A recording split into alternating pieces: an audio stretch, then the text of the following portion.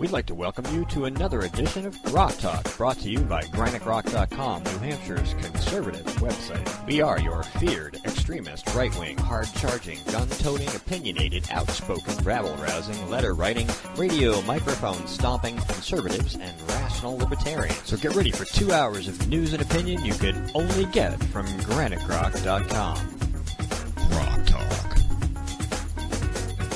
Yes, it's another edition of Grok Talk, where we are the extreme right, which means they are the extreme wrong. Welcome to August 9th, 2014 from Concord, New Hampshire. I am here with Skip Murphy, sitting across the table from me, and Mike Rogers, who is not in California, who is in Ohio, but he's on the phone with us. I got a question. Yeah. How come I'm an extremist? Just because I believe in the Constitution? Yeah, you see, you're extreme because you think people make better decisions with their own money than those lunatics down in D.C. Or Concord. Or Concord, yeah. And sometimes my own city hall. Yeah, quite often. You think? Think I've said enough? I think so. You've actually tried to do city hall budgeting, haven't you, Skip? And it's a hell of a fight to get them not to just spend every penny that the town earns. You can't believe it. Every single penny is sacred. It's always for the children. And how dare you cut us to the bone? It's always about the quality of life. Yeah, and I keep coming up with that syndrome of Parks and Recs. When I first got on the budget committee saying, you ran this program, right? It cost you how much? How many people attended? Well, that's $200 a head. And everybody around the table went, what? And everybody who was a Park and Rec and big spender out in the audience just gasped. And did they try to shut me up real quick. I said, do the math, guys. And I still have a problem with my town of Guilford, who basically keeps a paid staffer who spends part of his time going to the other side of town, to the Gunstock ski area, so he can buy some passes at a cut rate deal to distribute to residents of Guilford, in which Gunstock resides. It's like these moms and dads can't band together voluntarily and go over and say, hey, we want to buy X number of passes, give us a break. No, we have to have government at one level, go to government at another level, and use taxpayer-supported money to buy this stuff. It's just freaking insane. And I have a Bastiat quote right in front of me. Government is that great fiction through which everybody endeavors to live at the expense of everybody else. Yes. Bastiat's window. How dare you not give us money? Because we have to pay all these other vendors. They never mention the people from which they are taking the money.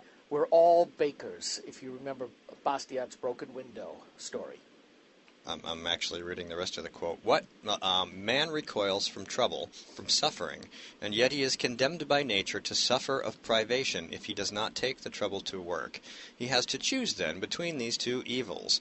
What means can he adopt to avoid both? There remains now, and there will remain, only one way, which is to enjoy the labor of others. Such a course of conduct prevents the trouble and the enjoyment from assuming their natural proportion, and causes all the trouble to become the lot of a set of persons and the enjoyment that of another. So, anyway, let's talk about some other stuff. Why, this is basically the whole theme. This really is we talked about it when we had Ian on and Carla. And, we were talking about books, and everybody was like, Bastiat, just read Bastiat. I mean, it's pretty easy to read. I mean, if you get his complete works, it's like 12 trillion pages, but, I mean, there's nuggets of wisdom in every single page. I mean, if you read this, what he says, and this is a guy in France, hundreds of years ago, who is talking about things that apply today, just like the founders did. I mean, it isn't out of touch. It's human nature, it's government, and it's the abuse of power. And it's very simply explained, and you just read it and you go, yeah. Yeah, that's what's happening right now, Yeah. It's not this strange alien concept that nobody's ever seen before. And I think it's getting worse and worse. I'm quite sure that, just look at the illegal alien kids who 3/4 of them are teenagers. They're going to get free education, free health, free housing. Everything will be free as far as they're concerned, but guess who gets to pay for it? And it's for the children. It's for charity. No, government is not charity. Government is taxes, force, and delivery of said services. And they it's take not it. charity. They don't take it from the rich because the rich get around it. All those rich liberals do. They take it in little gas taxes. They take it in rooms and meals taxes. They take it in property taxes. They take it in fees for this and fines for that and things you have to pay for to be able to get permission to do something that you shouldn't have to go to the government to get permission for, and so on and so on and so on. And they nickel and dime you to death. All those cups of coffee add up. Yeah. To a huge chunk of your income, and the pressure they create on the regulatory state makes it harder and harder for you to grow your own income. It's right. The only thing I'd object to there is saying that the rich get around it. The rich still pay far more taxes in total than the rest of us. That's true. 70% of the taxes are paid by the top 5 or 10% of people, and the bottom 50% of the income chain pay almost nothing in income taxes. Of course, due to the other depredations of government, they pay a tax just for being employed, called Social Security and Medicare. So there's no way out from it, and that's one of the reasons why flat taxes or fair taxes are so appealing. Because if they're done right, they get rid of those taxes on labor, and it really is proportional to how much you spend or how much you make, depending on which type of tax you have. That's an important distinction because the rich do pay lots and lots of taxes, but in the grand scheme of quality of life and social ladder positions, generally speaking, what I really should have said correctly was that it doesn't have as big of an impact on their life. Yeah, I mean, you have these rich people who are like, what do you mean I have to pay $1.6 million in taxes? Well, you made $8 million or $5 million or whatever you did. So, yeah, that's a lot of money. It's their money, and they earned it, and they deserve to keep it. Correct. But they're not going to be wondering how they're going to pay their phone bill or their electric bill or put gas in their car. I mean, really, that's more what I was talking about.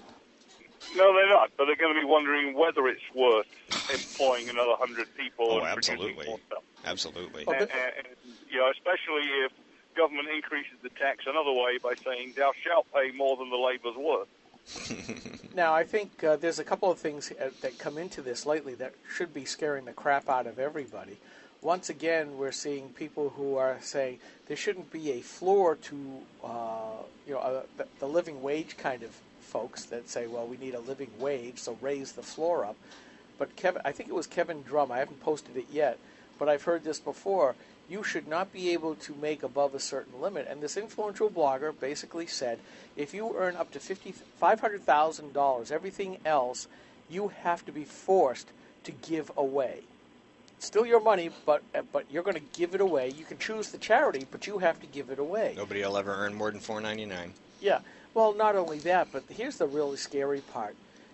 We all know, all of us who pay attention to this stuff know that when a country starts putting on capital flight regulations, in other words, you can't move your money outside of the U.S. borders, or any borders, Venezuela, usually the banana republics, there's a huge problem brewing in that country. And now you're seeing the Walgreens and some of these other companies, the Pfizer, was it Pfizer or Merck? One of the two, the big pharmaceutical companies wanted to basically do what's called a tax inversion, buy a company in Great Britain, and then move their headquarters over there, and basically not have to pay you what I consider confiscatory U.S. Corporate taxes. And a hue and a wail has come up, and the overlying theme that I'm seeing from the left is you will be depriving the government of billions of dollars. Damn right. And, well, they're looking at it as... It's their money, damn it. It is. Well, and that's the thing that the left doesn't understand.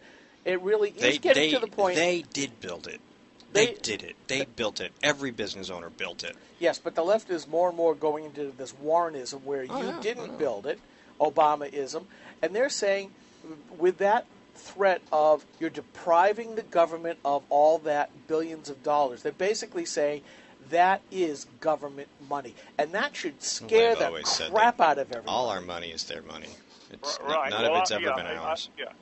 I tell you what scares the crap out of me even more is watching the rising tide of socialist populism. We are somewhere along the road to Argentina and Venezuela, and it's not going to be pretty if we let this continue. So in terms of these inversions, we had Dick Turban standing up in Congress about 2 weeks ago giving a long speech, which basically amounted to what Skip just said, that a good corporation is one who keeps its headquarters here, pays its employees more than they're worth, and pays the government definitely more than it's worth. He didn't say those words, of course. And an evil corporation is one who tries to avoid paying the taxes so they've got money to do something else, like reinvest it. Well, you and I were bantering back and forth the Roosevelt Blue Eagle over the week in email. You know, the national... Yes, the Nazi Recovery Organization. Administration, yeah, where, basically the propaganda was that a good housewife doesn't shop anywhere where they don't have the Blue Eagle, and of course you didn't get the Blue Eagle unless you agreed to the terms and conditions and the regulatory rules of the federal government, and so you were basically not segregated out as one of those bad businesses. Well, that's an economic protectionism, which is happening, by the way. Rent-seeking protection by government. Nice little business you got there. Shame if we should find a regulation that interrupted it. And more, we're actually starting to see that, and that is the sad thing. This whole meme of economic patriotism. I'm sorry, but the socialists and the progressives always want to use the idea of war applied to the social environment, the social fabric. And I'm sorry, war is war. It should not ever be applied to regular civilian life. The moral equivalent of war. Yeah, the moral equivalent of war, where they can get everybody to line up and go forward. Now, Jonah Goldberg had a great piece that I posted part of it as a notable quote, where he basically said, everything that we are having problems with now first started with Woodrow Wilson and World War I, because the progressives saw we can actually make society act like a machine where all the individuals are mere cogs in it, and we will have a totally ordered society. Now, as a conservative, I want an ordered society. An ordered society where individuals' freedom and liberties are protected. They, on the other hand, look at the economy. They look at society as the greatest goal and achievement, versus I'm looking at the greatest amount of freedom for the individual within an ordered society, and they do not. Here's what I wrote, because this is, if you aren't sure that we're already there today when we talk about this Blue Eagle crap, what I wrote to Mike when he sent that link to us was, sounds like the moral equivalent of war. Maybe we should just make a new customer protection agency, which we already have, in the Obama National Recovery Administration, and tell citizens to only shop at businesses that display the Obama logo. Those that refuse could have their homes and businesses picketed by unions, targeted and threatened by the Gestapo, have their bank leaned on by the feds to stop taking their business or loaning them money, their customers scared away, their vendors harassed, get investigated by the IRS, FBI, EPA, and Homeland Security, their emails could be read, their social media status examined, their facilities spied on, their friends and neighbors questioned. Wait a minute, we already have that. We do, and that's the sad part. Yes, we do. And thinking of that, of course, there's the protected classes of business and the unprotected. Where the government deems, and I was reading a different piece. Actually, I'll get back to a book by Steve Forbes. I was reading a different piece about how the regulators gradually constrain the banks and wonder why no loans are going out. And of course, the top target are any business concerned with guns, manufacturing, sales, whatever, which the government constrains the banks by declaring these businesses credit risks, and therefore saying, if you want to carry this business on your books, we're going to downgrade your reserves. So you're either going to have to bulk up your reserves or stop doing business with the evil gun companies. And that is happening, everywhere and always under this administration. Mike, hold that thought. We're going to take a quick break, and you can finish that, because I know where you're going. Be right back. Stay with us. Few things are as important as finding the right doctor. And under Obamacare, that's harder than ever. Over a third of our hospitals no longer available. Our doctors no longer covered. Fewer choices, longer drives. No state has been harder hit than us. And even after watching it impact New Hampshire, Congresswoman Ann Custer still supports it. Call Ann Custer. Tell her Obamacare isn't working for New Hampshire. Congress needs to end wasteful government spending, like the $787 billion of taxpayer money thrown away in the 2009 stimulus package. It may not have done you any good, But U.S. Senator Jeanne Shaheen's business interest made out to the tune of $78,000. No wonder she doesn't want to talk about it whenever the subject pops up. Call Senator Shaheen and tell her you're tired of wasteful government spending.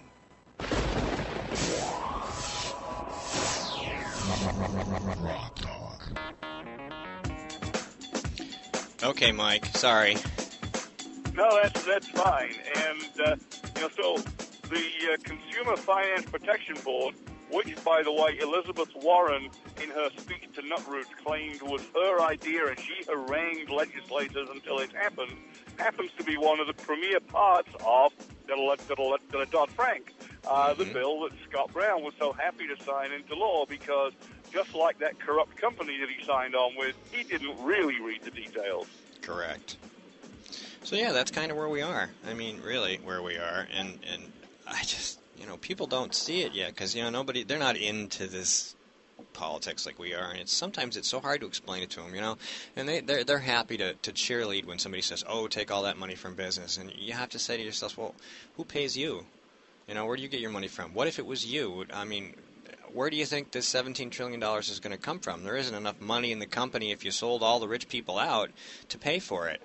And 6 months, that's it. And then what happens? There's no businesses, there's no money, there's no investment, there's nothing but the government, which relies on you to pay them. So where do you think they're going to get that money from? They're going to take it from you.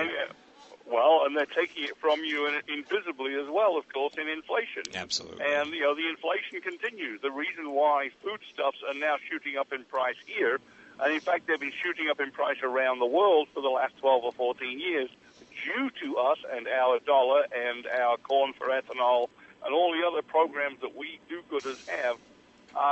First we starved the Mexicans and the Egyptians. Now we're beginning to starve our own people. Maybe it doesn't quite look like that yet, but, the price of gasoline, the price of heating, the price of electricity, the price of foodstuffs, bread, milk, meat, it's all going up. It's all going up dramatically, and it's going up dramatically because basically government is on the one hand strangling businesses and is on the other hand inflating the currency. Anybody who has to grocery shop on a weekly or twice monthly basis will tell you that the things that they used to buy cost twice as much and come in smaller packages now. The milk and bread have been probably subsidized, or the stores are taking a hit on milk and bread to get people in to buy the other stuff, because milk hasn't gone up. Milk is subsidized, but bread, I don't know about.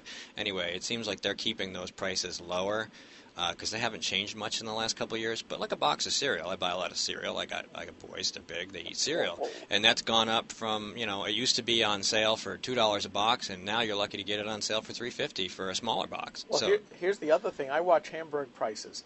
And the price of Hamburg, I shop at Shaw's, and they have a couple of. Well, you have no choice, I know. Yeah, but I'll tell you, the regular price now is about $4 or $5 a pound, and the fancy brand of, free-ranging, no antibiotic, organic beef. I kid you not, $8.99 a pound. $8.99 for 90% fat-free hamburger. Come on. What the heck is going on? Same thing with fish. And it's chicken's tough too. Yeah, well, actually, chicken's been relatively low. It's still up. But it is up, but it's lesser by comparison. And the longer I do this political blogging, the more cynical I get, and the more apt I'm willing to believe, especially over the last 6 years, stuff that I used to think pure conspiracy theory. I keep thinking it's not. They all want us to go to renewable energy. So what do? They're killing off the coal company.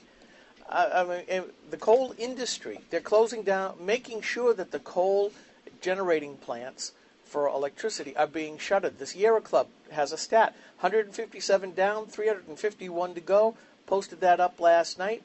They've got beyond coal, beyond oil, beyond gas. They think just solar and wind is going to make it all, folks. Yeah, beyond charging your car that you were forced to buy with a federal subsidy. Yeah, which has got to get electricity. So when you start to get blackouts, your car doesn't get charged, and even the greenies can't go anywhere.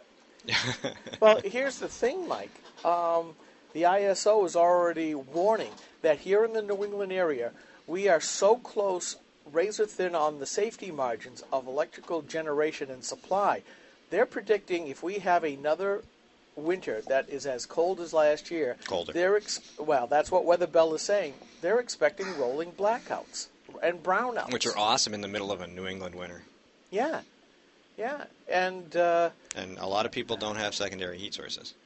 yeah, I'm lucky that I do, and I can take care. I'm pretty much self-sufficient for that kind of thing, and some power for a limited amount of time. I have a generator and I have a fireplace, but that, Yeah, you still have to put gas in the generator. yeah, but you're still gonna put gas in the generator, or buy propane for a slightly bigger generator than I have, and you've got to buy the wood, or you've got to have enough of a supply and be willing to do You the can chainsawing come and to chopping. Steve's house and cut up the trees that are down in his yard. I might I'll have to buy a chainsaw, but it might still be worth it. There's plenty out there. I But got about 20 trees just laying in the woods in my yard waiting to be cut up.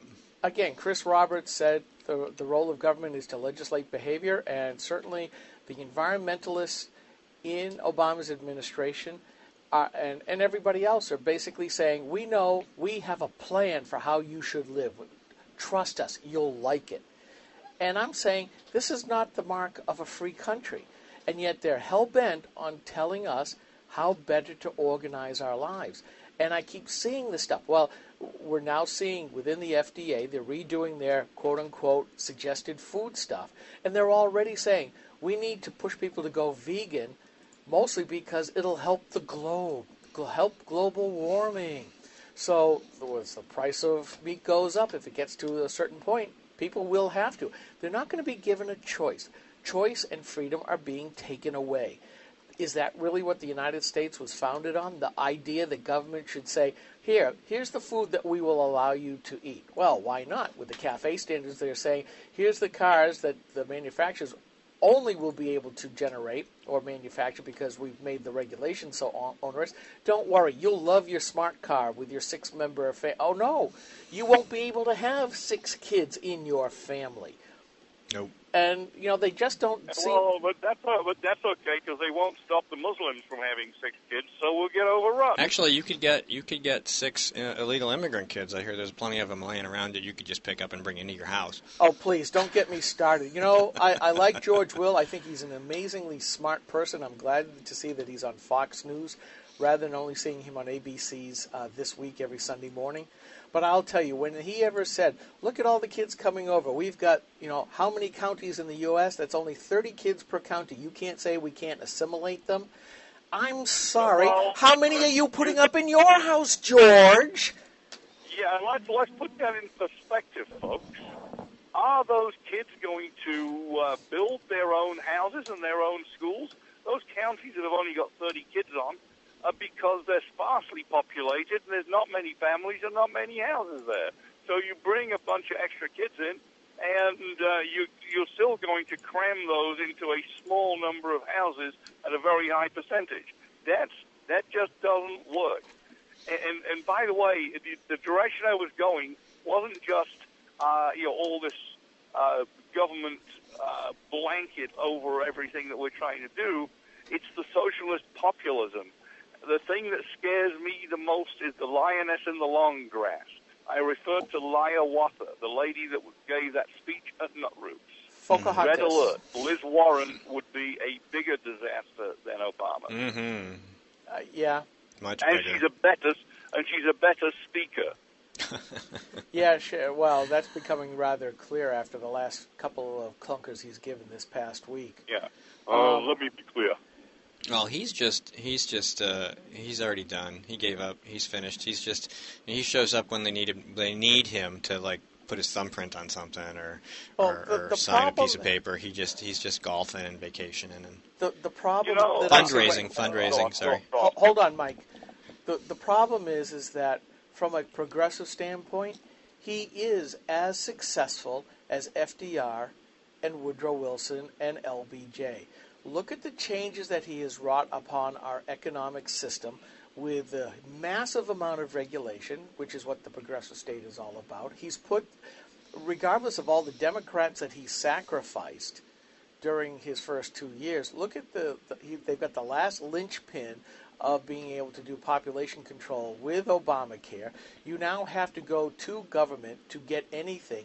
If you want to change in the regulations, you have to beseech not your doctor who you could change, not your insurance company that you could get a different one, but how often can you get a new federal government? You're stuck. And that's the way progressives want it. We have to reverse direction completely and make the states strong enough that we can shrink the federal government. It's the only way it's going to work. The only other alternative is the armed revolution that starts when they come for us, and we don't want to be there. That's not how we want it to go. Maybe I'm getting into a bad mood the longer I'm sitting here in the GrokTalk Liberty studio, but how often has it been and for how long has it been that the federal government has been bribing the states with money? The favorite example I have is seatbelts, where they offered the state of New Hampshire $3.62 per driver to basically force seatbelt usage here in the state. Yeah, our money. Yeah, our money to do, frankly, what I think any really good person should be doing anyways. But progressives look at the other way. Look at the people who have to help you if you get into an accident. Look at the burden you're putting on them to see you mangled and everything else. It's like, what the heck are you talking about? They're going to show up for the accident anyway. One of our former Republican progressives out of Belknap County, Doc Pilliard, he and I used to have grand discussions. Are you telling me that if you're wearing a seatbelt and you're in a horrible accident, the same people aren't going to show up? Or without it, but they're going to show up anyway. Time after time, I mean, it goes back to what you say, Steve.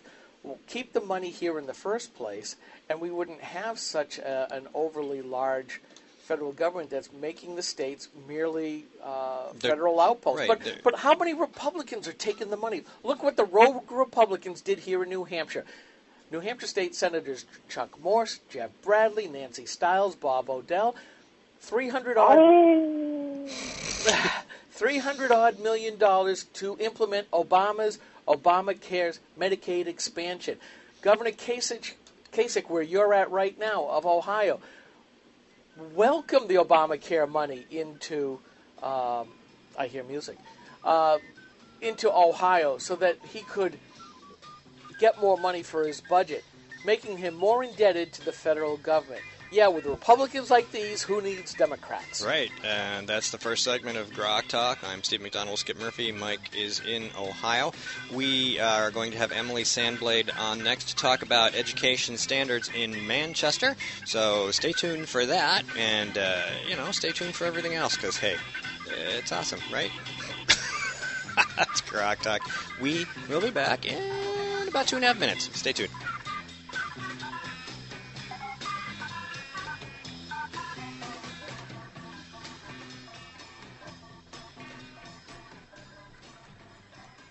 He tried to make us believe he was a fiscal conservative, but State Senator Jeb Bradley has been deceiving New Hampshire taxpayers.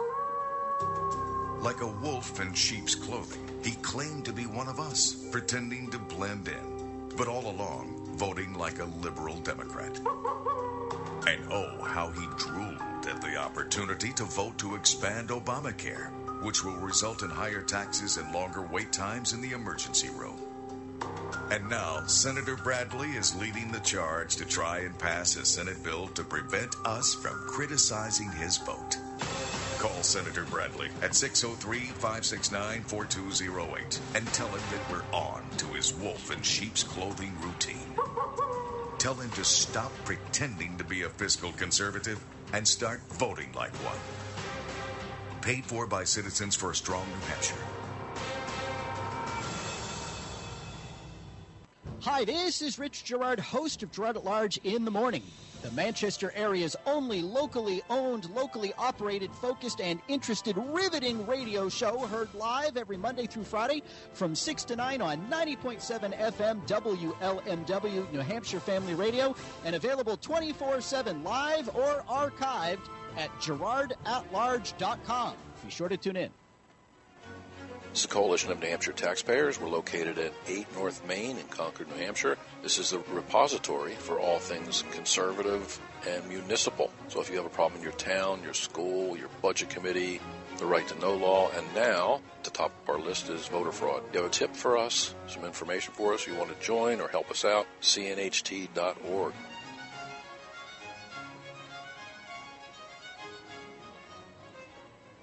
Hi, this is Rich Gerard, host of Gerard at Large in the Morning. You're listening to GrokTalk. GrokTalk.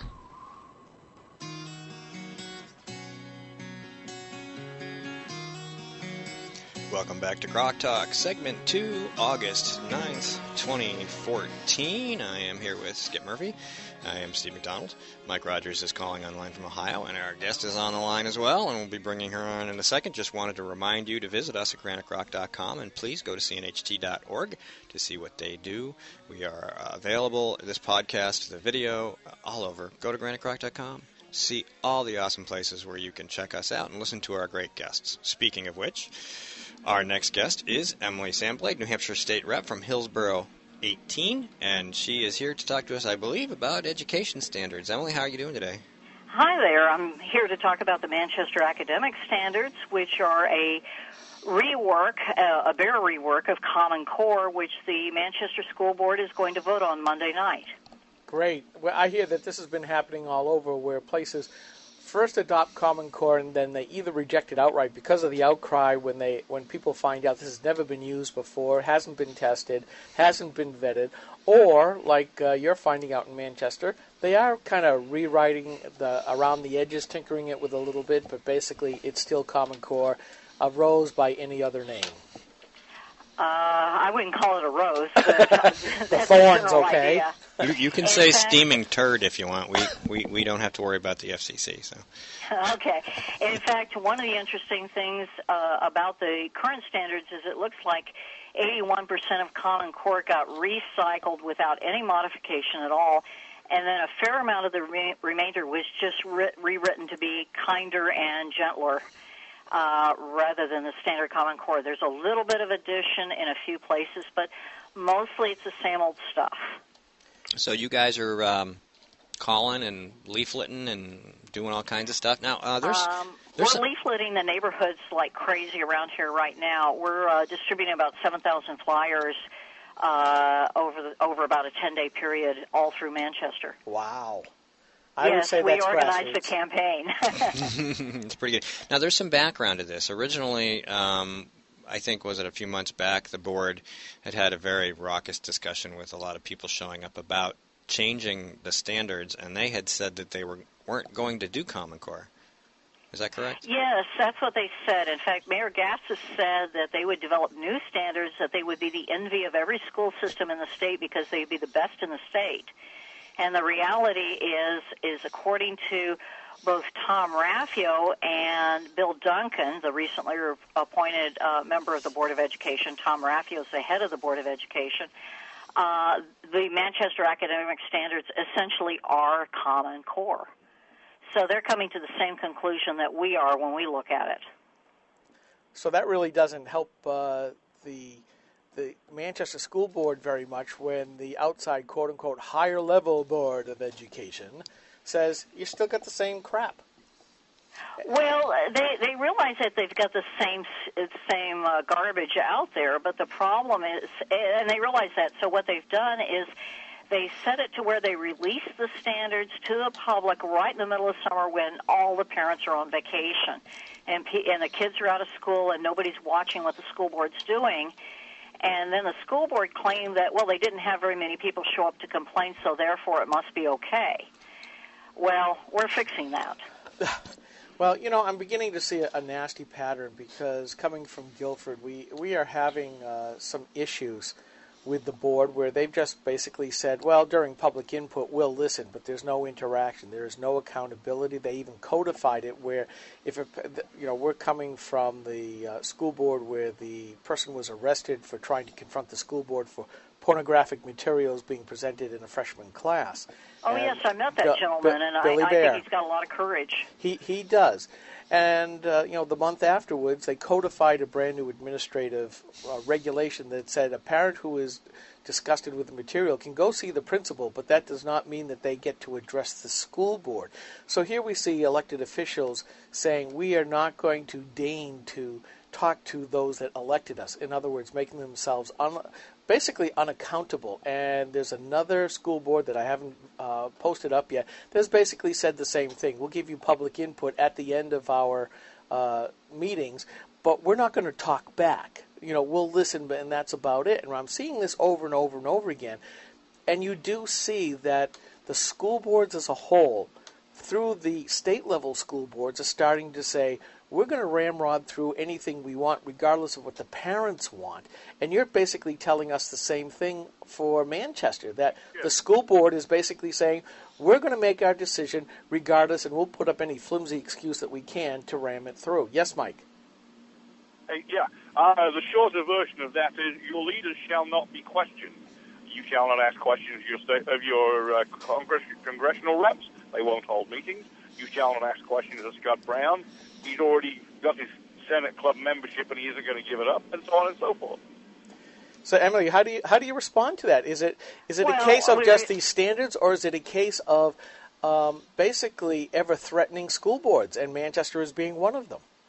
I think you have to pretty much threaten the school boards. And the only thing, speaking as a politician myself, the only thing that politicians consistently understand is pain.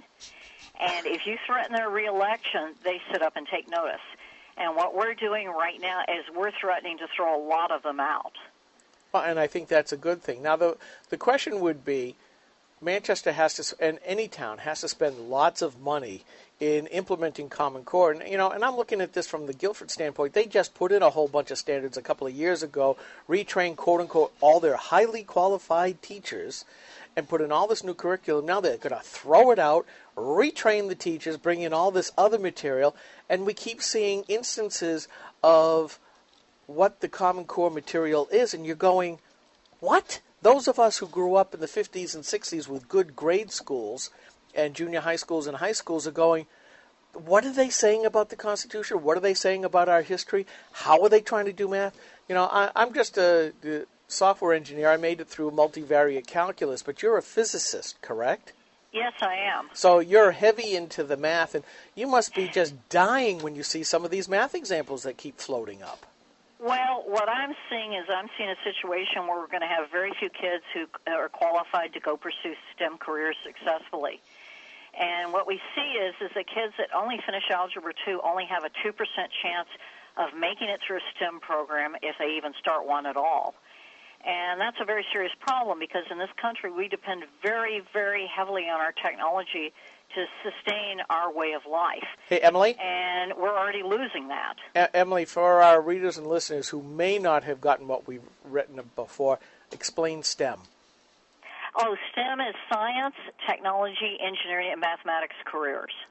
In other words, it's the heavy thinker kind of stuff. It's math-heavy, pretty analytical. Mike?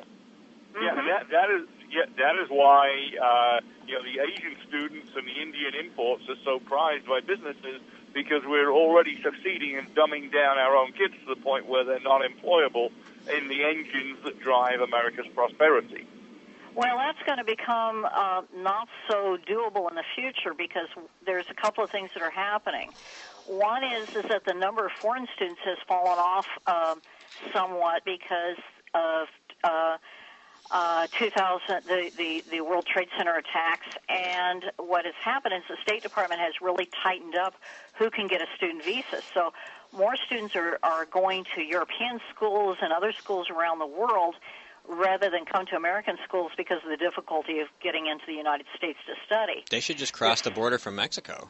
Well, unfortunately, most of the ones crossing the border from Mexico are not STEM candidates. No, they're not. But and that's a problem. So the other major factor that's going on is about half of our technical students in the United States in the colleges are foreign students, which I think is a crying shame. It doesn't say much for American students right now. And the problem is that the foreign countries are developing much faster than they used to. The rate of improvement is phenomenal right now. And a lot of those students who used to stay in the U.S. and go to work for U.S. companies and contribute to the U.S. economy are now returning home. So we can't count on those foreign students to man our power plants or run our computer companies or do whatever we need to have in order to continue to sustain our standard of living. So we have to. This is absolutely critical. We absolutely have to educate our kids well in mathematics, and Common Core is going in the completely wrong direction for that. And if we don't fix this right away, within 20 to 30 years, we're going to be seeing the U.S. become a third world country. Well, isn't that so? The government's been making this case for probably 40 or 50 years that we have to better educate our kids because they're not quite keeping up with the best nations around the world, except they're doing it through federal standards, federal coercion, and a complete dumbing down of the standards. Well, it's not only complete dumbing down, but it's totally untested.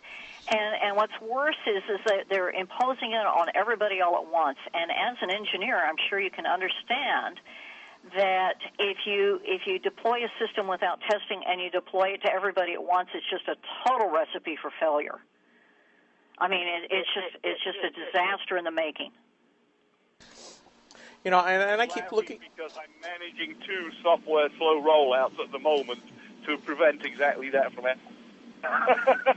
Yeah, and you roll out gradually. The other issue here is that we know that the best information that can be acquired for how to do things is always local. And if you're going to have something that's federally centered, you're basically getting rid of the local component, you're getting rid of local information, and you're doing a one-size-fits-all.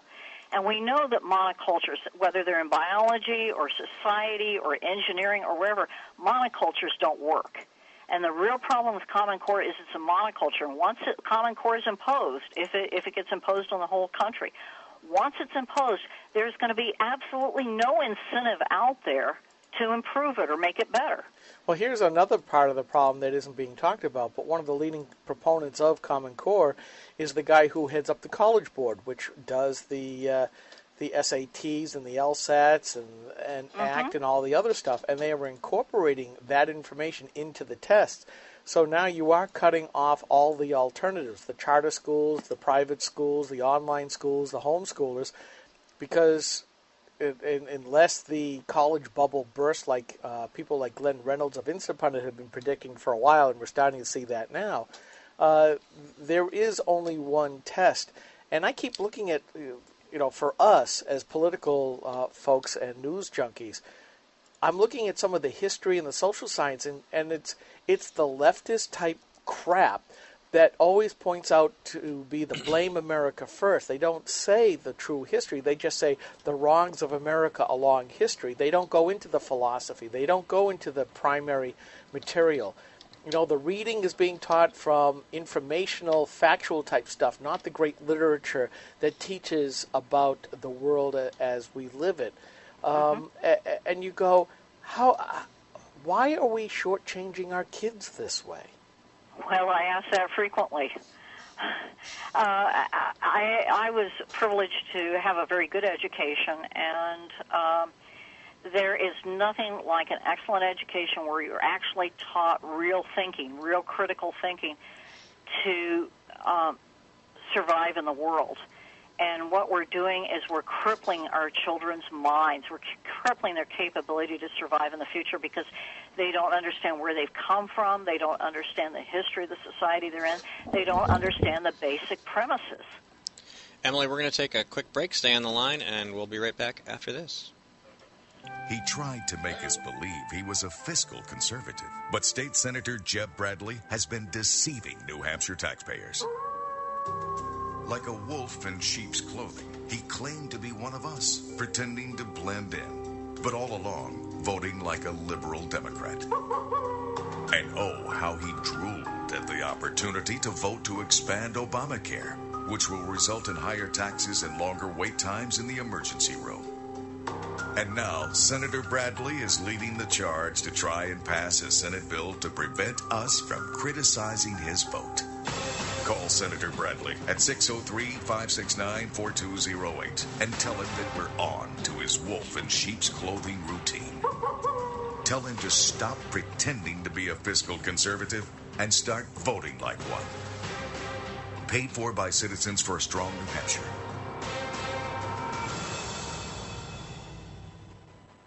We are struggling. Rising healthcare costs are part of the problem. Senator Jean Shaheen helped create this mess we're in. As a state senator, her bill chased 21 insurers out of our state. It reduced our choices, raised prices for New Hampshire families, and when Jean Shaheen supported Obamacare, it limited access to 10 of our 26 hospitals, reducing our choices again. Tell Jean Shaheen she's made healthcare worse.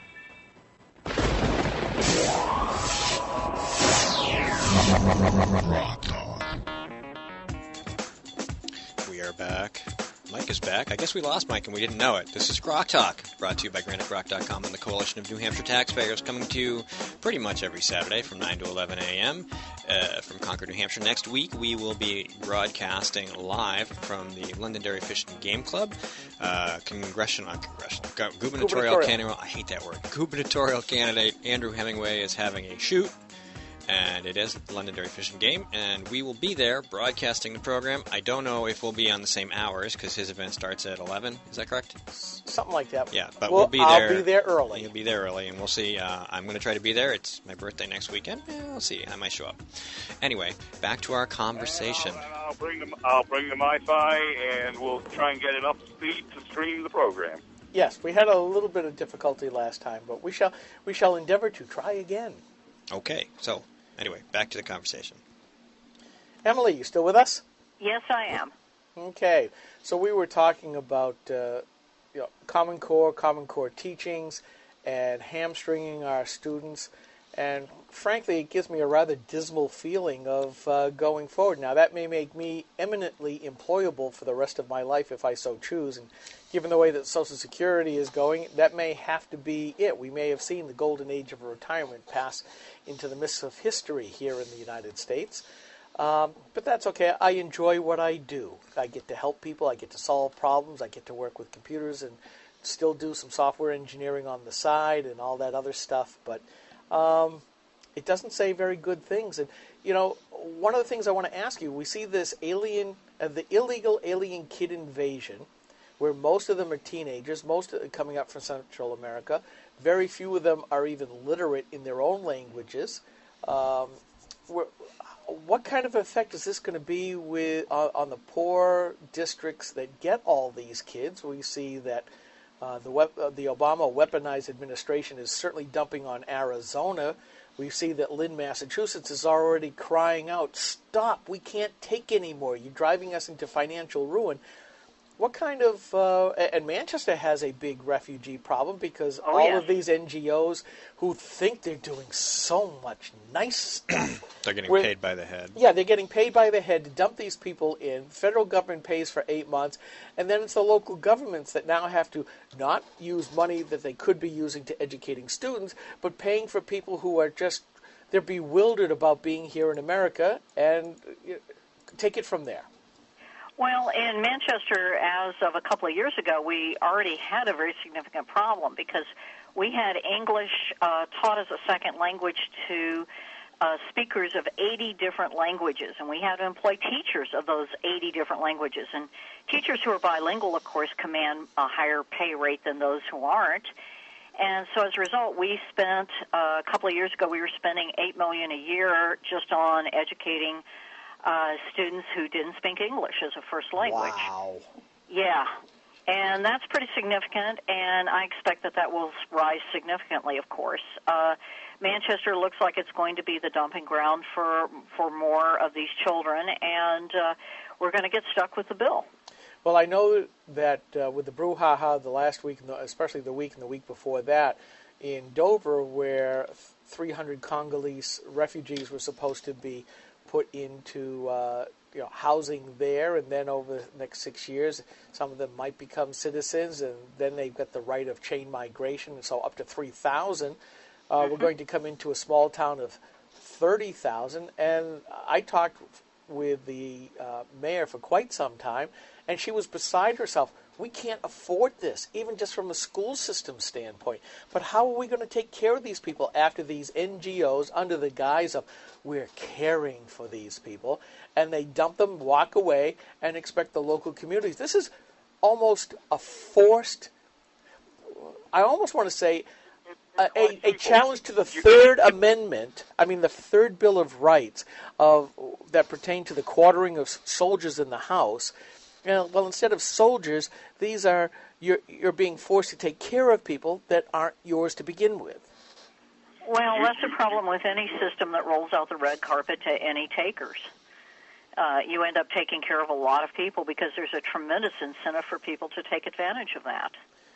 And we're seeing right now where President Obama, and I call it determined weakness, where I think he is trying to take us down as being the lone superpower. And I think that if this continues, especially on the southern border and bringing all these other places in, and with the general destruction of our educational system, we are going to be second world, if not third world. I may be called a nativist, Emily, but you know something? I think that we became the greatest country in the world because of some basic principles, and now we're seeing those principles either being ignored or openly scoffed at. I tend to agree with you. Mike? Yeah, what I was going to say is, the town should simply refuse to deal with these people. There's no reason to put them in the schools if they're not citizens and residents. There's no reason to pay for those extra teachers. Make the NGOs pay for those second language teachers. And when the money stops, the teachers stop. Let them learn the language the way everybody else learned it when they came here, which is by immersion. I don't expect the government to pay for me to learn Spanish if I travel in South America. Well, the problem is that how many local communities do you know that are going to outright refuse to take care of the people that are put there, knowing that you've got somebody like an Eric Holder at the DOJ willing to bring the legion of lawyers against you? Well, and that's the problem, is the Supreme Court has tended to rule in case after case that you have to take care of the illegals. You have to give them medical care, you have to give them education. They get a lot of benefits, even though, they may be recently arrived and have never paid a dime in taxes. They have no investment in the United States. But this is just what it is. So what you're really doing is putting up a great big huge sign that says, here, come here and live for free. And that's really what it comes down to, and that's why we're seeing these hundreds of thousands of kids being shipped without their parents over the border. Yeah, and a perfect example of that, Emily, is Obama's Auntie Zitouni, who lived in the Boston area for years, even though she was illegal. She was supposed to be deported, and I think because she was Obama's half-aunt, something stepped in, but she lived on taxpayer expense for decades. And you're right. These people who have not been invested, they've come here because they hear perhaps that they get stuff free. Used to be that the streets are paved with gold and opportunity was unlimited. Now it's a case of here's the government apartment, the government food, the government health care, the government transportation, the government education. You can live for free. How long can a country last with an outlook like that? Until it's bankrupt, which is not that far off. Oh, well, when you run out of producers, you have to borrow. When you run out of lenders, you have to print. We're already there. Yeah, the question is when you're $17 trillion in debt, more than $17 trillion in debt, and you're going into debt, another $1.8 trillion a year or so, you're going to run out of people who will loan you money sooner or later. Eventually your credit rating crashes. And the problem is I don't think that point is that far off. I think it's a few years off at most. And frankly, it's really stupid to get into that kind of position.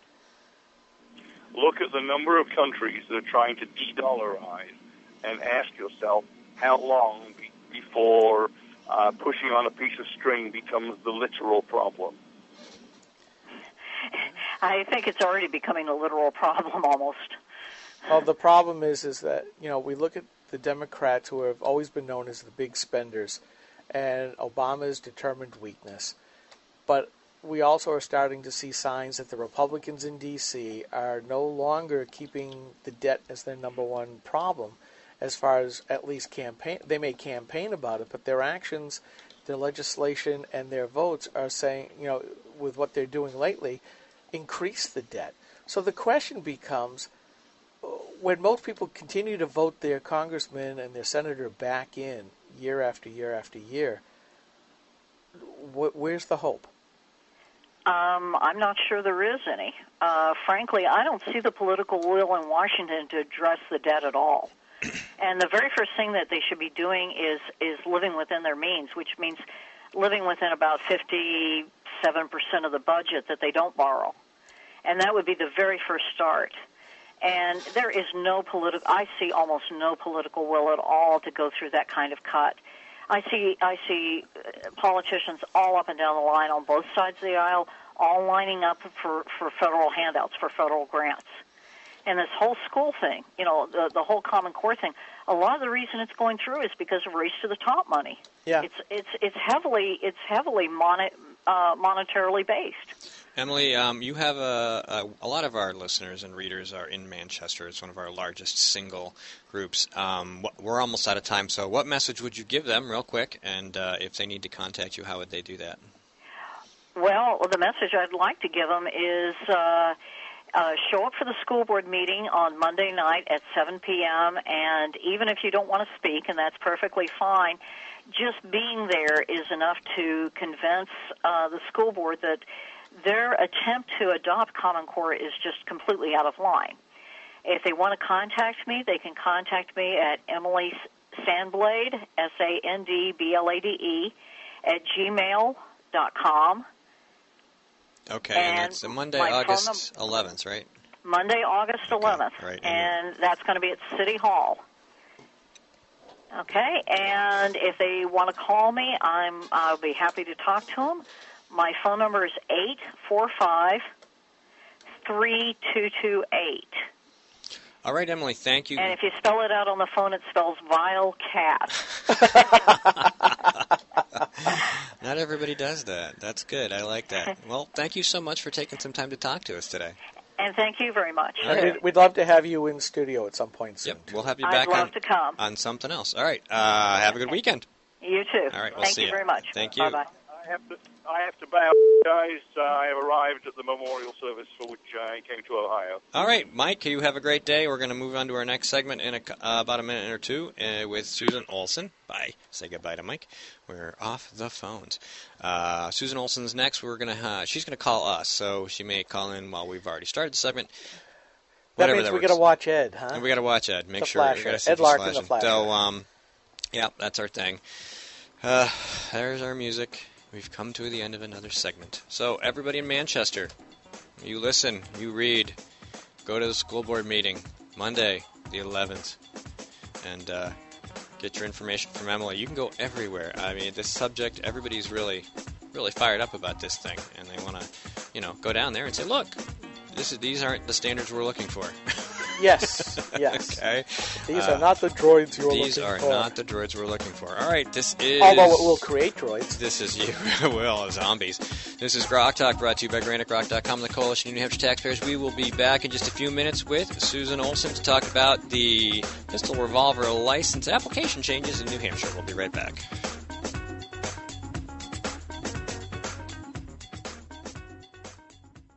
Senator Jeanne Shaheen said, if you like your current health plan, you can keep it. That's not true, Senator. 22,000 New Hampshire citizens have been kicked off their insurance plans. Hospitals in Rochester, Concord, and Portsmouth, they aren't allowed to provide care under the exchange. Senator, you were wrong in your comments. You should apologize for your misleading remarks. I'm calling Senator Shaheen at 750-3004 and telling her I want my doctor back. You should too. Paid for by SaberPac.org, not authorized by any candidate or candidate committee. He tried to make us believe he was a fiscal conservative, but State Senator Dave Booten has been deceiving New Hampshire taxpayers. Like a wolf in sheep's clothing, he claimed to be one of us, pretending to blend in, but all along, voting like a liberal Democrat. He voted to raise your gas tax by another 23%, taking a bigger bite out of our wallets every time we're at the pump. And oh, how he drooled at the opportunity to vote to expand Obamacare, which will result in higher taxes and longer wait times in the emergency room. And now the Senate wants to pass a bill to prevent us from criticizing Senator Boutin's vote? Call Senator Boutin at 603-203-5391 and tell him that we're on to his wolf in sheep's clothing routine. Tell him to stop pretending to be a fiscal conservative and start voting like one. Paid for by Citizens for a Strong New Hampshire. Few things are as important as finding the right doctor. And under Obamacare, that's harder than ever. Over a third of our hospitals no longer available. Our doctors no longer covered. Fewer choices, longer drives. No state has been harder hit than us. And even after watching it impact New Hampshire, Congresswoman Ann Custer still supports it. Call Ann Custer. Tell her Obamacare isn't working for New Hampshire.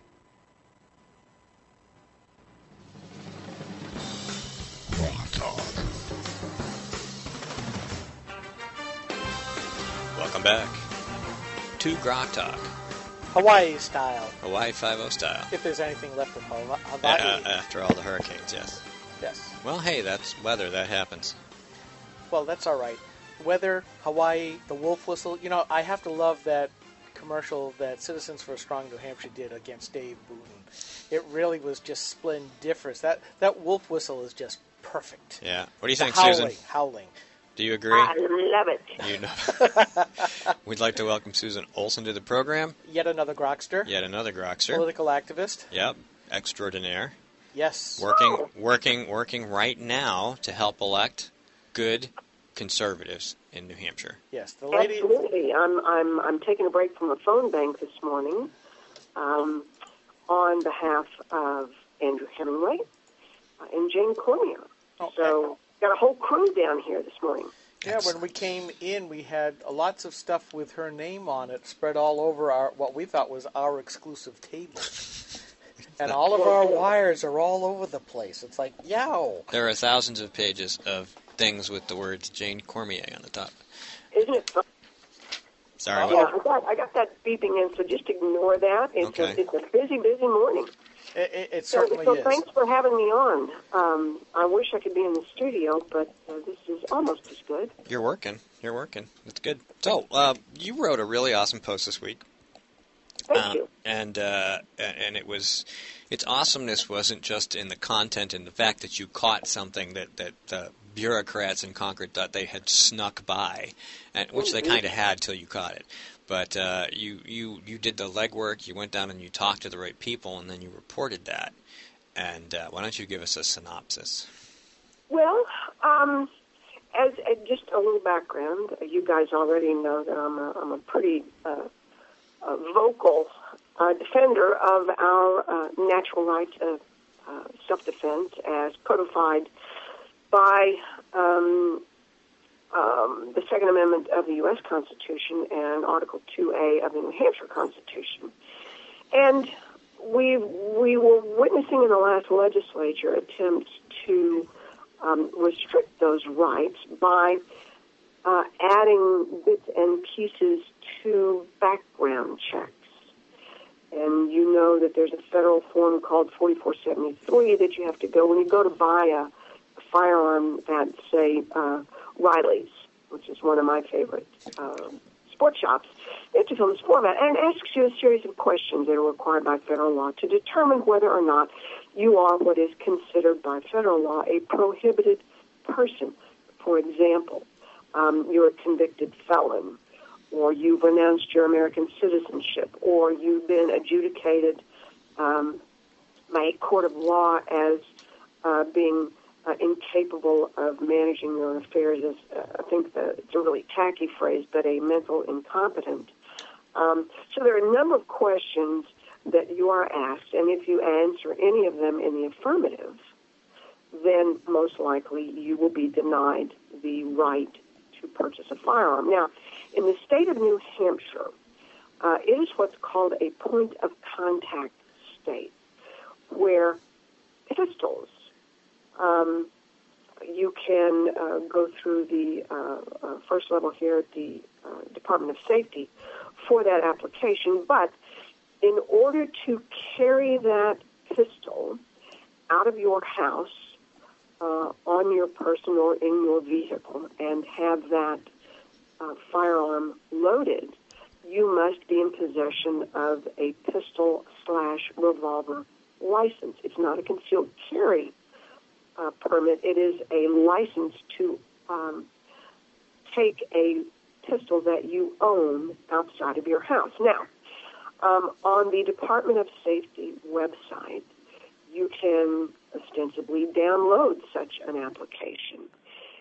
And there's a brand new one that was put up on their website. It's unclear when, but this particular pistol revolver license application has been modified to include a new question, and this is what sort of cooked my carrots.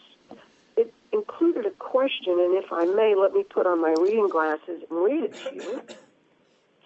It says, quote, has any state or federal agency or licensing authority ever claimed that you are prohibited by law or regulation from possessing a firearm?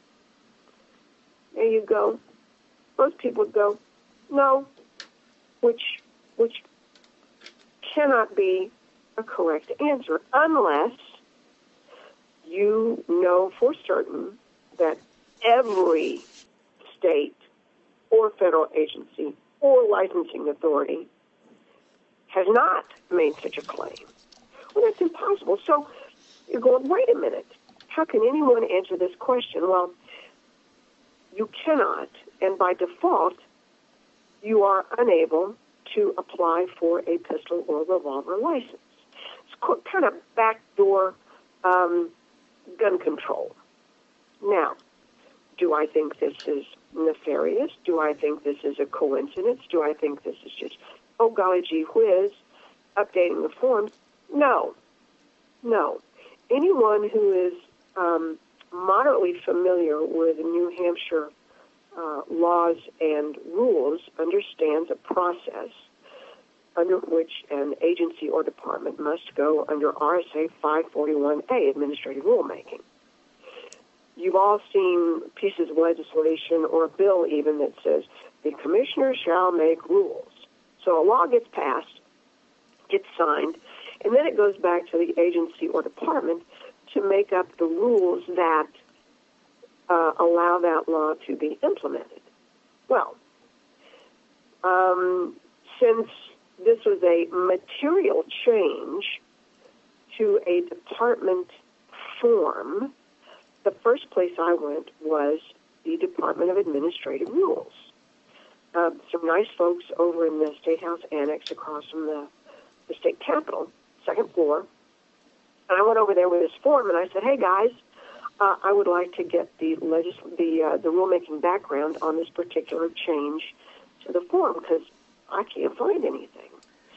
Susan, yeah? Susan, I have pulled up your post, and if people are watching on the live stream or later on during the recording, I have isolated that question on your blog post, and it will be, it's on right now on the live stream. And okay. So people will now know what you're talking about. I got to get that other screen in here. So please continue, I'm sorry. Okay, that's right. So as it would have it, this was this past Monday morning, bright and early, their computer system was down. And the lovely ladies that worked there said, oh, the system's down and we can't really get that for you. And I said, well, maybe we can look around. Well, the head of administrative rulemaking is a fellow named Scott Eaton. He's an attorney. Scott's been there, gosh, I have no idea how long, but if anybody knows what's going on in rulemaking, it's attorney Scott Eaton. And he was nice enough to come out and visit with me, and I brought this to his attention, and he says, he says, system were up, I could answer that question for you in a few seconds. Well, systems weren't up. And he says, well, hang on. We looked up the relevant RSA, which is 159, 4 through 6. and he was pulling out some files. Well, as it turns out, there are administrative rulemaking proceedings in their office for the non-resident pistol revolver application. And he's going, well, here's this. I said, no, that's for a non-resident. I said, what I'm concerned about is the resident form. Well, son of a gun, there was nothing he could find anywhere that dealt with the resident application, which means there's been no rulemaking. There's been no submission to administrative rules proposing changes anywhere. He says, again, Susan, if the system were up, I could get on there, I could query it, and I could pull up everything that's happened. He says, but I don't. He said, so if I were you, I would suggest you go over to the Department of Safety, and maybe they can help you out. And I went, that's a good idea. So I get in my little car, and I head on over to off Loudon Road. Is that Loudon Road? Whatever it is. And go on to the main campus of the state offices, and I go to the Department of Safety. And go down to the little desk that says, here's where you get your forms. And I said, hey, can you tell me what happened here? And the lady said, nope, but you can talk to the sergeant. And I said, well, I'd like to talk to the sergeant. Well, the sergeant isn't here, and I'm not sure when he's going to be here. So I said, okay. So I scoot up to the second or third floor, maybe third floor, to the commissioner's office. And I go over and I ring the doorbell, and they were nice enough. I asked to see Commissioner Sweeney, Earl Sweeney, who knows me, and they were nice enough to let me in, and I was advised he had 15 minutes before a staff meeting, but he'd sit down and chat with me. So I showed him this, and I said, what, you talking about Willis on this form? And he says, oh, well, states change their forms and this and that. I said, yeah, but this question is unanswerable. And I said, let me tell you, aside from the fact that it's unanswerable, that it will, in fact, put me out of business as a pistol instructor, because I would not be able to have a student applying for a class answer this question. I said, so, if it's your intent to put me out of business, I have a problem with that. But more importantly, no one can honestly answer that question and therefore cannot apply for a license. Wouldn't it be perjury if they did answer it and they were wrong? Well, it's unclear because on the federal form, on the 4473 or previous iterations of the state form, if you lie, then that's a no-no. But this is not a question of lying. Mm-hmm. This is any state, small s, or federal agency or licensing authority. Is that Hawaii? Is that Kansas? Is that Guam? Or licensing authority? Is this, the plumber's licensing or realtor's licensing? Or there's no definitions to which you can turn to say, oh, okay, it's only these guys. No, it doesn't say that anywhere. So there's no way to answer this question. And no limiting authority or principle. And no limiting authority, yeah. That's so fantastic. Isn't that great? These are some smart guys. Mm. And I said, well, gee whiz, Commissioner. I said, this is really problematic. And he says, well, Susan, he says, I think maybe I understand some of your concern here. But let me have your phone number and your email, and I'll look into this, and I'll get back to you this week. Okay. Well, guess what, boys? Didn't get back to you yet? It didn't get back to me, but apparently it got back to Sam Cohen at Program New Hampshire. Who writes an article? Huh? You want to hold that thought while we go to a break, and then we can talk about this article, because I think I know where we're going to. Oh, boy, okie dokie. Stay there. We'll be right back. Congress needs to end wasteful government spending, like the $787 billion of taxpayer money thrown away in the 2009 stimulus package. It may not have done you any good, but U.S. Senator Jeanne Shaheen's business interest made out to the tune of $78,000. No wonder she doesn't want to talk about it whenever the subject pops up. Call Senator Shaheen and tell her you're tired of wasteful government spending. He tried to make us believe he was a fiscal conservative, but State Senator Dave Booten has been deceiving New Hampshire taxpayers. Like a wolf in sheep's clothing, he claimed to be one of us, pretending to blend in, but all along, voting like a liberal Democrat. He voted to raise your gas tax by another 23%, taking a bigger bite out of our wallets every time we're at the pump. And oh, how he drooled at the opportunity to vote to expand Obamacare, which will result in higher taxes and longer wait times in the emergency room. And now the Senate wants to pass a bill to prevent us from criticizing Senator Booten's vote? Call Senator Booten at 603-203-5391 and tell him that we're on to his wolf in sheep's clothing routine. Tell him to stop pretending to be a fiscal conservative and start voting like one. Paid for by Citizens for a Strong New Hampshire.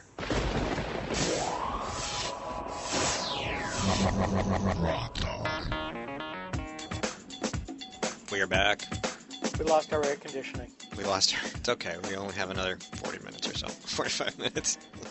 So, Susan, Sam Cohn. Yeah. Let's talk about that on Grok Talk, brought to you by GrokTalk.com and the Coalition of New Hampshire Taxpayers. Please proceed. Well, I didn't get an answer from, as I call him now, the Earl of Sweeney.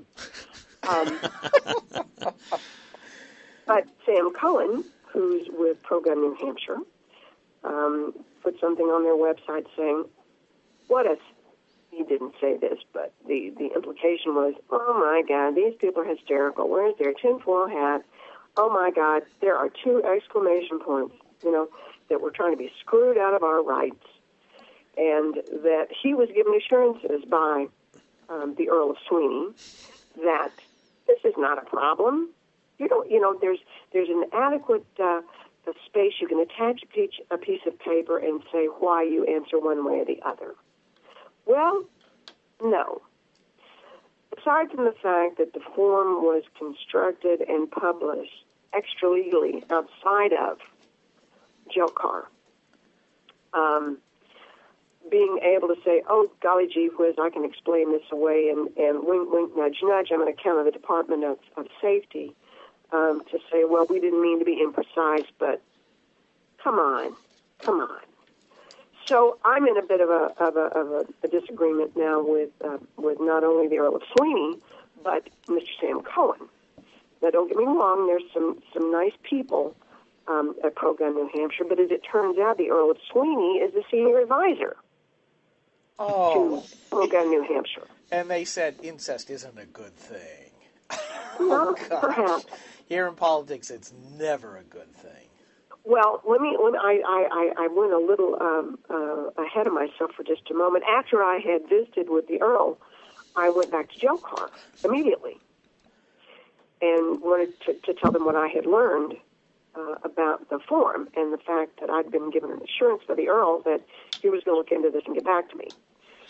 Well, Mr. Eaton was not available. He was already tied up in another meeting, but another attorney there, a very nice man named Michael Morrill, sat with me and said, safety's been having some problems because one of their attorneys is retired and so on and so forth. And in fact, Scott Eaton called over there just as soon as I left to ask some questions. Now, in this meantime, Mr. Morrill was able to pull together and provide me with the relevant changes to administrative rulemaking that put any and all forms under, jurisdiction is not a good word, but under the 541A rulemaking process. So for at least 2 years, and maybe the memo didn't get to safety, but at least 2 years, all forms have been subject to administrative rulemaking. So I had other things to do and said, well, I'll let you know what I find out from the Earl and so on and so forth. And I went home did some of my own research online, and in fact have requested and am picking up Monday 20 years of administrative rulemaking history on the non-resident application. So the non-resident application is not as stringent as the resident. So, I understand I was blunt when I was young, and I've tried to overcome a great deal of that. But I may just be confused. I think not. I'm sorry. I'm being a bit facetious. I don't think you're But confused at all. I'm really distressed about this, and if in fact the Department of Safety just thinks it can change these things and do what they want without having to answer to citizens, something's really wrong. Well, I think it's just one more example of what we see in D.C. comes back here to Concord, where I've been writing about this more and more. The rule of law is one of the pillars of our representative or constitutional republic, the other one being the right to private property. And without those two pillars, it is hard to have the kind of republic that we are supposed to have, which is to protect our rights and privileges. That is, according to the Declaration of Independence, the purpose of government, not to do anything else. It's not safety and security. It is not to legislate behavior. It is not to tell us how we should live or organize our society. It is to protect liberties. And what we're seeing right now is not just sloppiness by the legislative branch, which we are all aware of, especially that in D.C., which seems to be making itself into having all of the command and performance of the Roman Senate in giving away its turf and constitutional powers. But we see the rise of the progressive administrative state, and I sound like a broken record all the time, every single day and week, but I'm trying to sound the alarm here. And now we're seeing it here in Concord, where basically a regulatory agency that has no other rule-making authority in this matter, just deciding upon itself, like the EPA, like the DOJ, like the Department of Interior, like the DOT in D.C. Every single freaking administrative type deal. Right here in New Hampshire, the House and bureaucrats just tried to propose a real estate transfer tax rule change that they never brought up during the legislative session, that they knew was going to come up for renewal, and they never brought it up. And then they walked in to the committee with this, hey, we just want to change this, and of course it would create a new tax. I mean, I think these things are not just separate incidents. No, they're not. But you know what's really, even, when we were fighting all of these bad gun bills in the legislature while it was still going on, in January of this year, as part of my prep for a couple of hearings, I downloaded the state's pistol revolver license application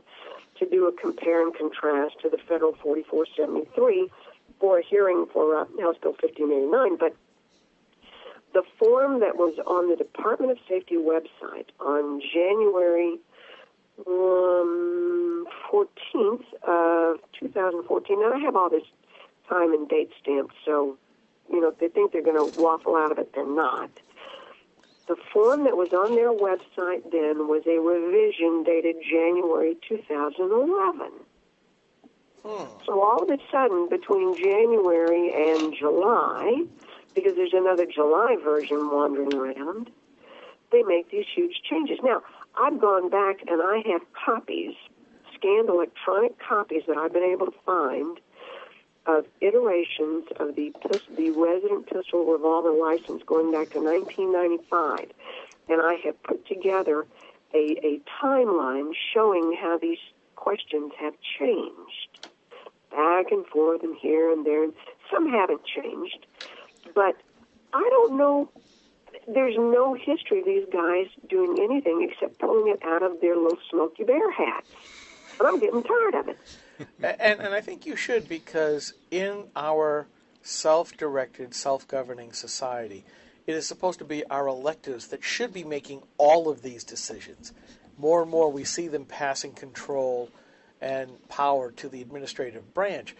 I really do believe that if we're going to do this, let's do it the right way and make our House of Representatives and make our state Senate, and ditto down in D.C., make all those hard decisions instead of saying, let's waffle it over and let the administrative branch do this so that we can protect our seats. But it's another thing altogether when the executive branch, Maggie Hassan, or just the long-term bureaucrats say, we don't like the way things are. We don't think that this is good for our citizens, so therefore we shall just take it upon ourselves and do this. This is nuts. This is craziness. This is illegal. But worst of all, Susan and Steve, this is tyranny. Well, our good friend Ian Underwood said, if the laws don't apply to them, why should they apply to us?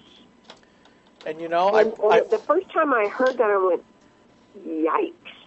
Yeah. But you know what? Apparently these guys don't think the laws apply to them, and all of a sudden maybe they've gotten caught. And I have no doubt in my mind that my license plate number is on a Post-it note in every state police car in the state of New Hampshire.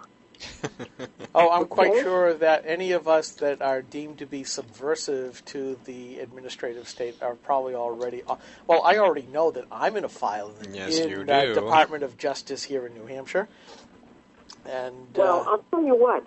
This I'm not going to let go on this, and I've been chucked under the chin by a couple of folks and patted on the head and say, oh, my, I'm sure, this is just an oversight. Well, I'm calling BS.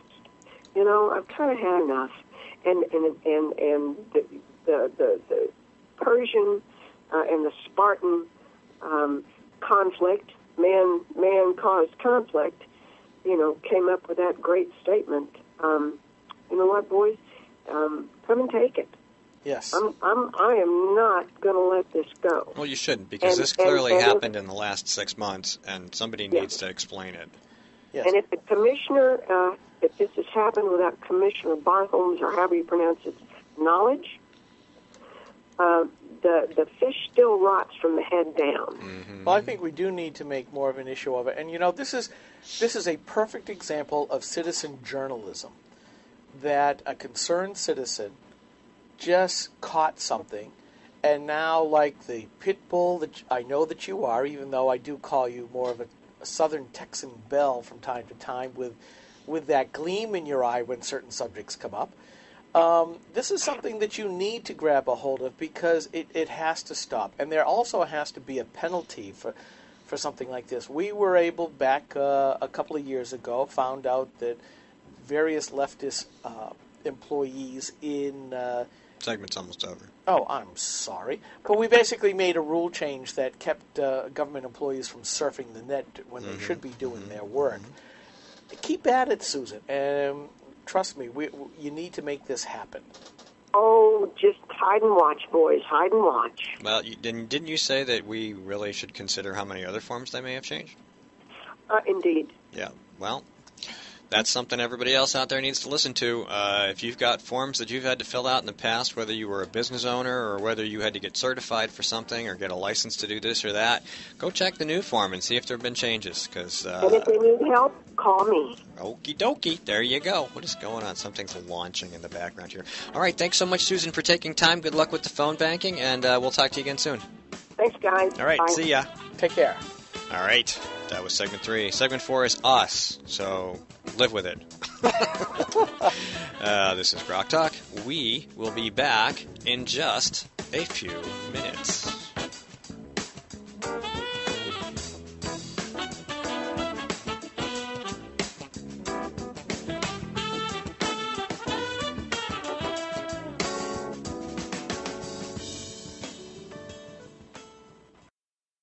New Hampshire is famous for scenic drives, but they're tough to enjoy when you're on your way to the doctor. Because Obamacare limits your choices, some will have to drive more than an hour to see a doctor. What's health insurance worth if care isn't there when you need it? Jean Shaheen voted for Obamacare, putting your doctors and hospitals further out of reach. Tell Senator Shaheen Obamacare is not working for New Hampshire. She tried to make us believe she was a fiscal conservative, but State Senator Nancy Stiles has been deceiving New Hampshire taxpayers. Like a wolf in sheep's clothing, she claimed to be one of us, pretending to blend in, but all along voting like a liberal Democrat. She voted to raise your gas tax by another 23%, taking a bigger bite out of our wallets every time we're at the pump. And oh, how she drooled at the opportunity to vote to expand Obamacare, which will result in higher taxes and longer wait times in the emergency room. And now the Senate wants to pass a bill to prevent us from criticizing Senator Stiles' vote. Call Senator Stiles at 603-918-0553 and tell her that we're on to her wolf in sheep's clothing routine. Tell her to stop pretending to be a fiscal conservative and start voting like one. Paid for by Citizens for a Strong New Hampshire. This is the Coalition of New Hampshire Taxpayers. We're located at 8 North Main in Concord, New Hampshire. This is a repository for all things conservative and municipal. So if you have a problem in your town, your school, your budget committee, the right to know law, and now, at the top of our list is voter fraud. You have a tip for us, some information for us, you want to join or help us out, cnht.org.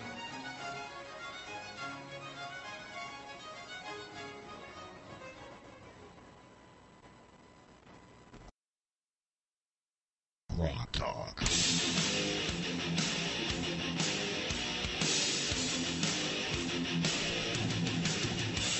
Welcome back. Hang on.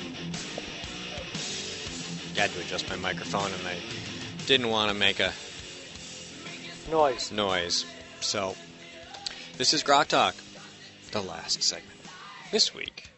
That's true. And next week we'll be at the Londonderry Fish and Game Club for Andrew Hemingway's shoot. I don't know what the formal name is. Hemingway shoot. Hemingway shoot, okay? It's a fundraiser. It's a fundraiser. It's a Hemingway shoot. And you get to make lots of bangs. Lots of bangs. There'll be Machine noise in the guns, background. too. You'll hear guns firing while we're on the air, maybe. Competitions too, as yeah. well. And I'm quite sure that we will see a whole lot of... I mean, these kinds of things are always fun because you get to see all of your friends. Really. It's going to be a lot of conservatives, a lot of grassroots activists that we see from time to time. We haven't been all that active in going to a lot of the events this year for various and sundry reasons. But this will be one we'll be glad to go to. And frankly, it will be allowable to let me try my newest edition, which I think will be wonderful. Oh, right, yeah, on your hip. Yes, that you cannot see on the live stream. Nope. Nor will you. No. But I think it will be lots of fun. Of course it will. But I'll bring the old standbys as well and just have a whale of a time.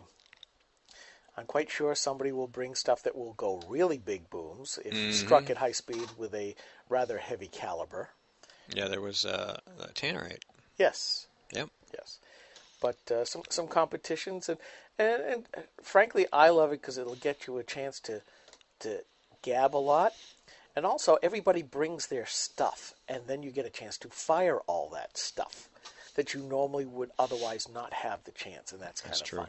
We'll get interviews. We'll get the people who are running for other offices. Obviously, we'll talk to Andrew Hemingway, but I'm quite sure that a number of other candidates will be willing to sit down with us. We'll get their views on stuff. We'll try to ask them some hard questions. Well, that's the whole point to go into a thing like this, because there's going to be lots of guest potential. Yes. Target-rich environment. Oh, gosh. Do you know how long I'll be editing video? Oh, yeah. Long time. But that's fun, because that is part of our role. We just got off talking with Susan Olson with her little bit of citizen journalism, which I think is just... it's a great catch. It really is. Mm-hmm. But that's what we do.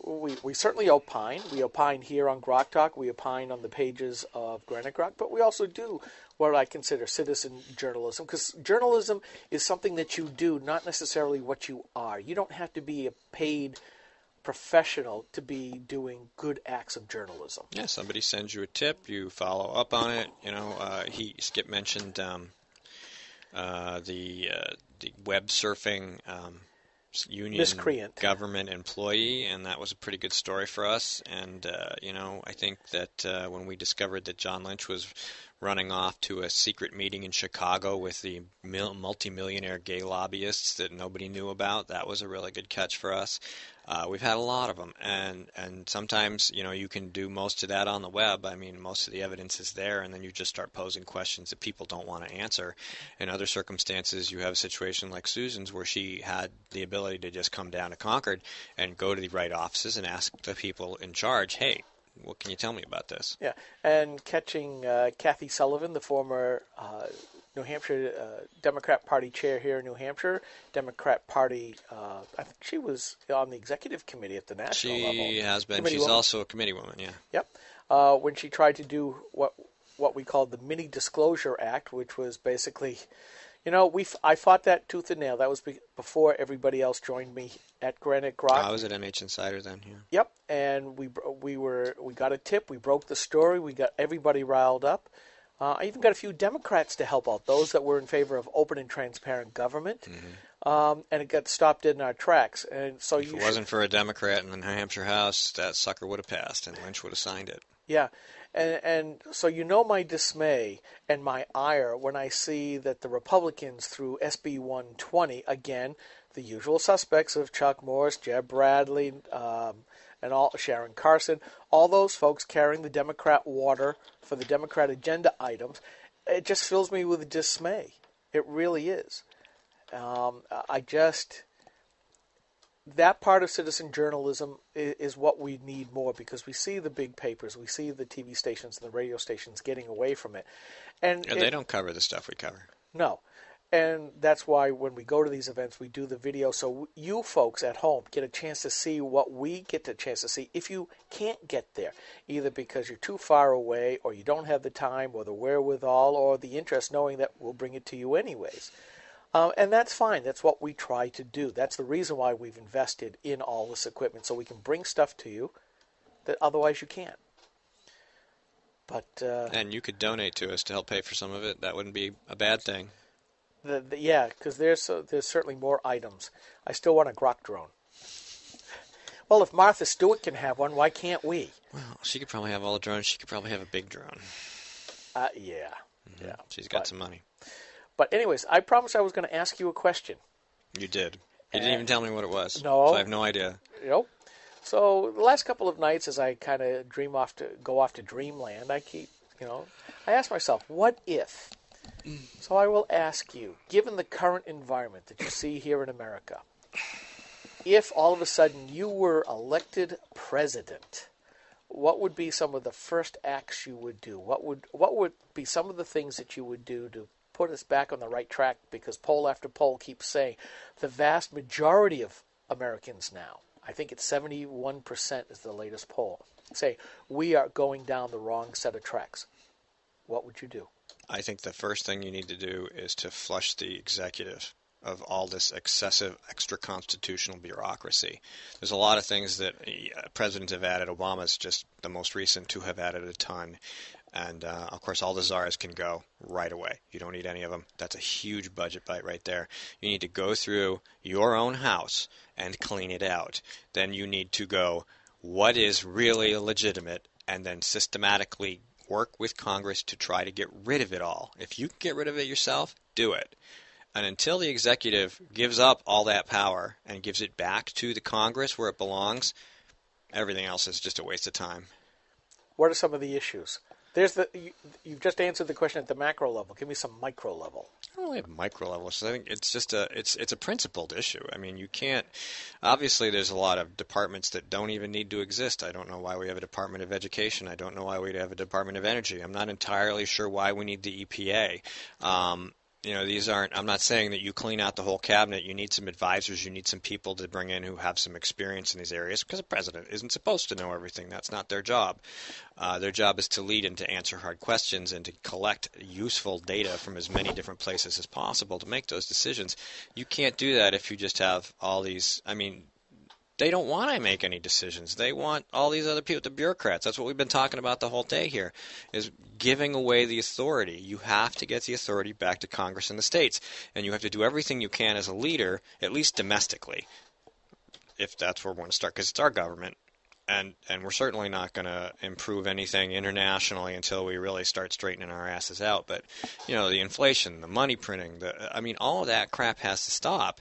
You really need to get things under control. I don't understand the monetary system well enough to say how to dial that back because of the printing and the bond buying and all that, but you have to do something about it. You've got to pull the regulations off the backs of business owners. There's a million things you got to do, but you can't begin to do that until you walk into the White House, look at the executive branch, and start doing some trimming. Okay, that's a good start. I mean, if I was going to change my life, I'd start with me, right? So, I mean, if you're the president, you start with you. It's your executive branch. You are in charge of all those bureaucracies. You need to do something. They're too big. I mean, what did Obama and the Democrats do? The first thing they did, they grew government by, 30% at least? Yes. Some agencies more. Get rid of it.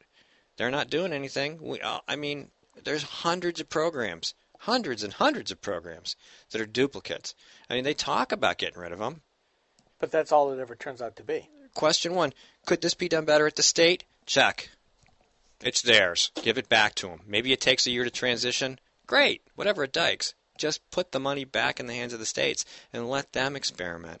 Let them find better ways and let them work it out themselves. I mean, that's one reason why I keep saying, so what if the federal government shuts down? The only thing I worry about then is the military, because that's what we need. That is a constitutional driver. That is a constitutional mandate. That's something they're supposed to Everything else. We got 50 other governments that can take over. Even the post office, which is part of the federal government, could very easily be given away or sold off or transferred to private outsourced. Yeah, I mean, there's no reason for the federal government to waste tens of billions of dollars a year on a program they can't run effectively.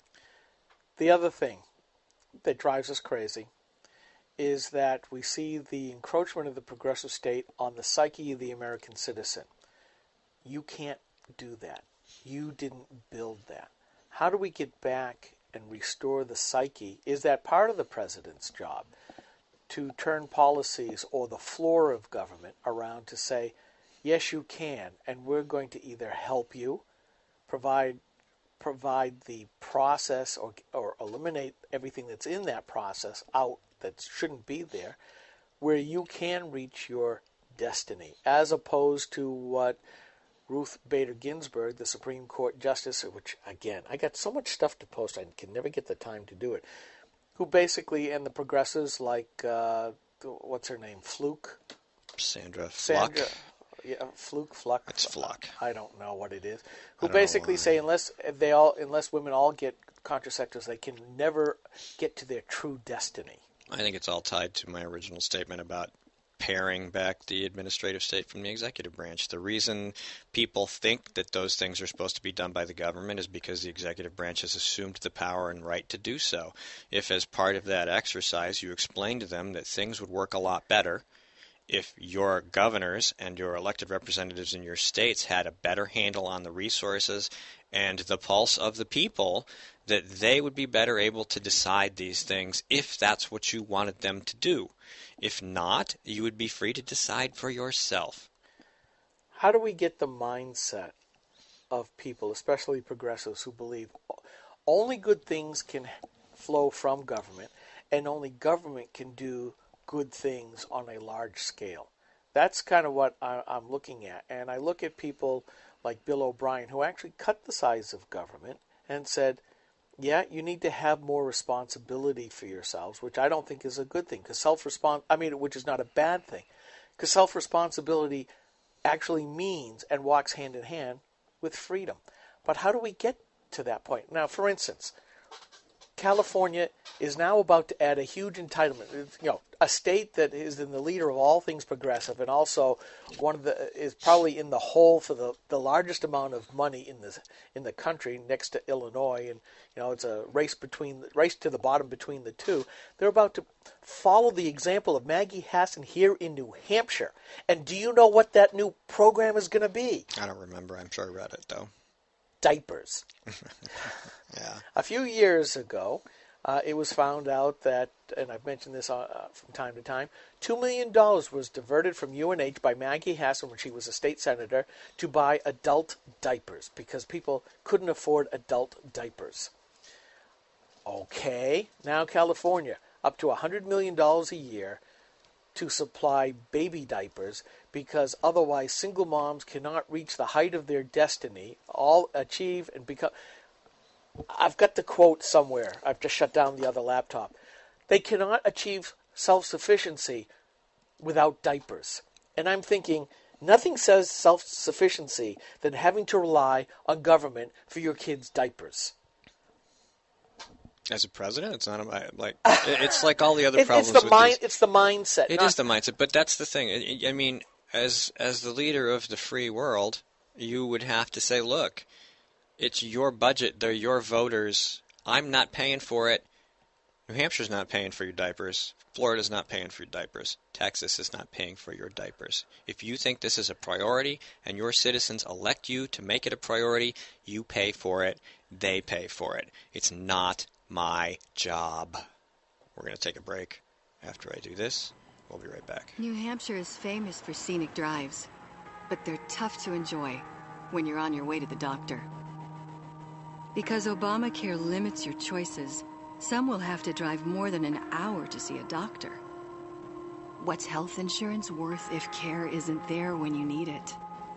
Jean Shaheen voted for Obamacare, putting your doctors and hospitals further out of reach. Tell Senator Shaheen Obamacare is not working for New Hampshire.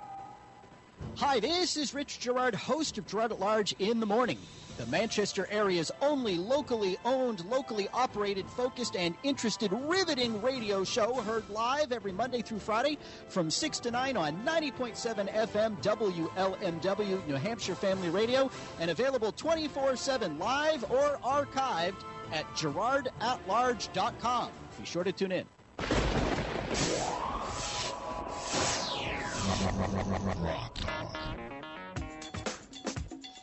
Whiskey Tango Foxtrot. Or how were you pronouncing it earlier? Oh, God, what was I saying? I don't even remember. I'll have to go listen. Listen to the pre-show. Oh, I had it all screwed up. Whisco Tangy, something. Anyway. Fixtrit or something. We've had a couple of, if you listen to the pre-show, you already know that there were a couple of choices for us to wade through as far as the WTF moment of the week. And there really are always far too many to really just ignore them all, but we kind of have to pick one. And Skip came up with the best one for this week, we think. Which one was that? I gave you several. You did. Martha's Vineyard. Operation Martha's Vineyard. Martha's Vineyard. Yeah. Here's the deal. We now have President Obama having to walk back his idea that the war has ended in Iraq. Well, ISIS has basically ruined his reality, his progressive daydream of how the world should be and presenting it as it is, because, well, we're in the 21st century, according to President Obama. We don't act that way as country. You know, we don't invade other people, as they have talked about Russia and Ukraine. Well, Russia now owns Crimea, and now we see ISIS, the Islamic State, attempting to establish the Islamic Caliphate in Syria and Iraq and a bit of Lebanon, and it's looking like Jordan's going to be part of that now, where, I mean, it's just exploding out of control. That's always what they've wanted, too. That's what they wanted in Afghanistan. That's what they want in Iran. That's what they wanted in Libya. That's what they wanted in Somalia. They want an Islamic State from which to launch their terror mission around the globe. Especially at us. Mm-hmm. Now, so he's ordered the military. Israel first, but then us, yes. Yeah, we're a close second. First the Saturday people, then the Sunday people. Yeah, that's a good way of putting it. That's what it is. Yeah, the people of the book. Those are their words. Yep. So anyways, he's launched a military operation, but it went nameless. Now, there was somebody that I was listening to who said the military always has a name for their operations, and they usually are indicative of what it's for, but this one's gone nameless. Operation Whiskey Tango Foxtrot. Yeah, well, and we changed it. I guess a few people in the military are going, well, what does this really mean? What is our purpose? What are we supposed to do? Make Obama look like he's doing something. Yeah, and nothing has been come up for a name for this operation. And I heard some wag say this. It's Operation Martha's Vineyard. Well, we've got Secretary of State, a.k.a. Lurch, a.k.a. Live Shot, if we listen to Howie Carr, one of our likable radio announcers here talk show hosts here in New England. And you put up the post of Lurch on the pink girl's bike. made quite the impression on lots of people, but not for the reason that he wanted. I guess he was rather annoyed that somebody dared to take his picture. Now we've got Obama with crises. He's running all over the globe. What's he do? He heads for 2 weeks of vacation instead of manning his post to which he was elected. And, doing what he's good at. Yeah. Now, the optics, yes, I understand. He's got all the communications that he needs to do all kinds of stuff at Martha's Vineyard. I get that. But the optics basically say, I'm just playing 2 weeks of golf. That's right. And so I think that this operation ought to be called Operation Martha's Vineyard. That's right. And that makes sense, too. Yeah. That's what it is. Yeah. Then Michelle can't be left out. I mean, this is Michelle Obama. There's irony. Michelle Obama says, no one really cares what you had for lunch. Yeah. What have I written? Like 20 posts because she cares about what people have for lunch? Well, school kids anyways. School kids, yes. Well, that's what she was talking about. And she was talking about people sharing pictures of their lunch. Because a lot of those pictures are pictures of lunches children were forced to eat because of her Let's Move program, which was passed in part of a bill by the Democrats at the end of 2010, before they were kicked out of office by the 2010 wave.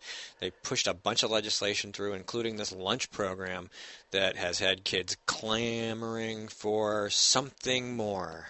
Yeah, and to the point where, should it be the right of D.C., should they even have the possibility of people in D.C. like Michelle to be able to say, in the furthest regions of our country, you can no longer do a bake sale to raise money for your teams? A staple of American lower education for decades, if not centuries. Bring stuff to eat to sell and raise money. There's nothing wrong with that. Oh, but obesity. They're all our children, according to all the progressives. In fact, Joe Biden's saying that all of these kids coming across our border are all our kids. But that gets away from the secondary WTF. Well, I have a surprise for them. I'm going to start claiming them as a tax exemption.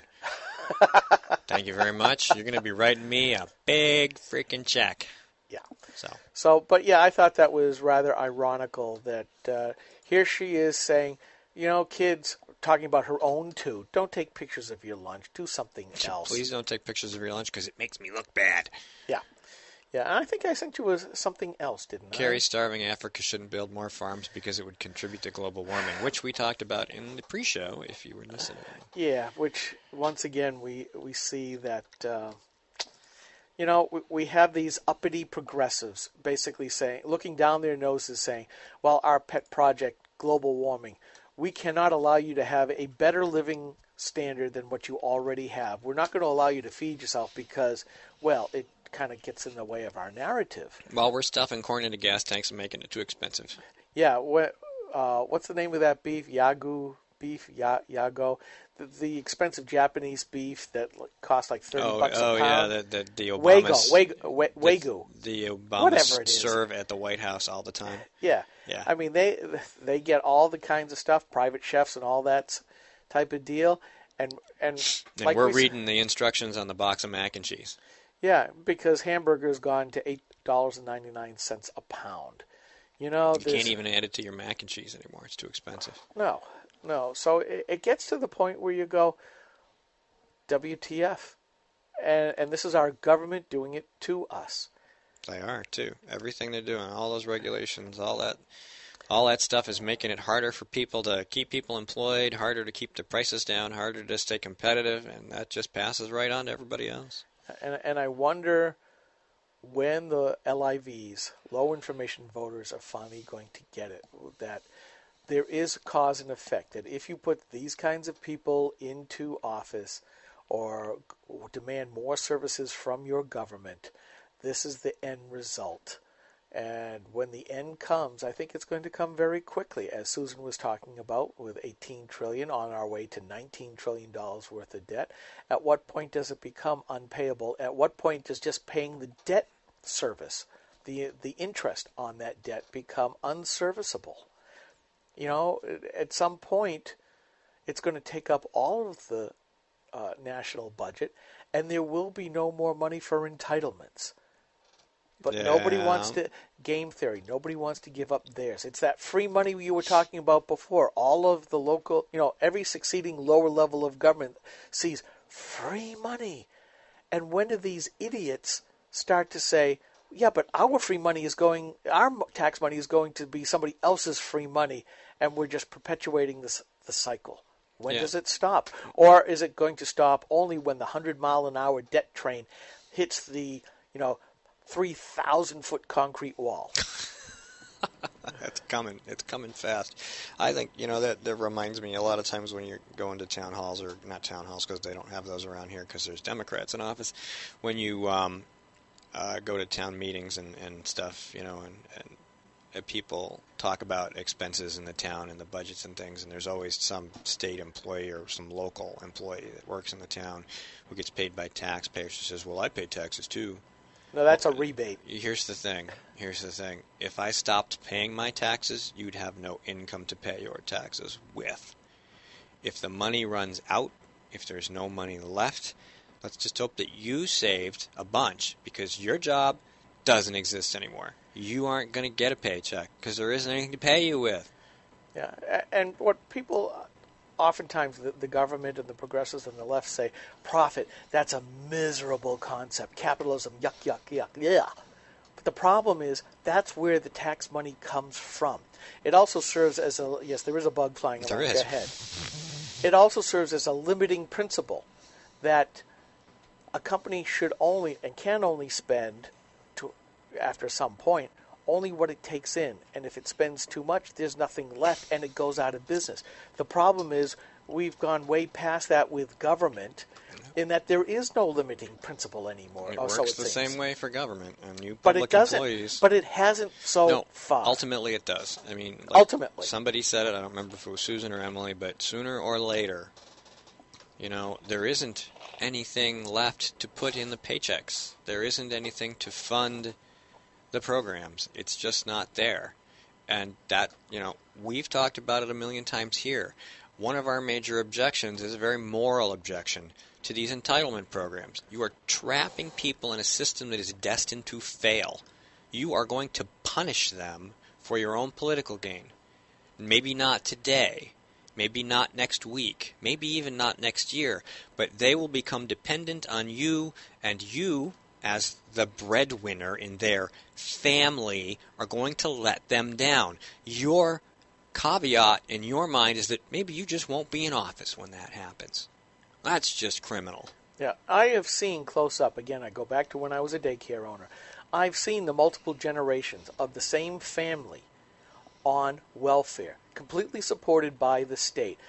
These high and mighty progressives up in the nether regions of government, in those rarefied areas of government, they don't understand the ramifications of their own programs. I've seen it close up. I see what it does to their spirit. Very few of them ever climb out. My boys dated some of these people, and they said, just sit here in the chair and be comfortable. No aspirations at all. And I'm going, you are better than this. But the lure of the money from somebody else, of the lowest common denominator life, is going to kill this country. It is, and it's a bribe. It's a bribe to tell you not that you. It's a bribe to tell you that you're incapable of building anything. They want to make it a reality that you didn't build it because you can't get your ass off the couch. You have no incentive. And that's not how America became a great country. Correct. So, everybody pulled the wagon back now. Are we at that tipping point where there's too many people in the wagon? There's an awful lot of people in the wagon. We don't have any money to fix the wagon either. No. All right, next week, live from Londonderry Fish and Game in Londonderry, New Hampshire, with the Hemingway Shoot. We will be there. Some of us will be there. I don't know who, but we will be there live, and we will share that with you, and it'll be more than 2 hours, I can guarantee you, but we'll be there with more news, more conversation, and more Grok Talk.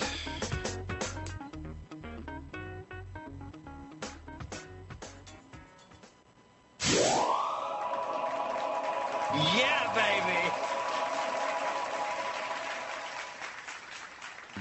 When asked whether she still supports Obamacare, Senator Jeanne Shaheen said, yes, I do continue to support the law. We're beginning to see some positive results.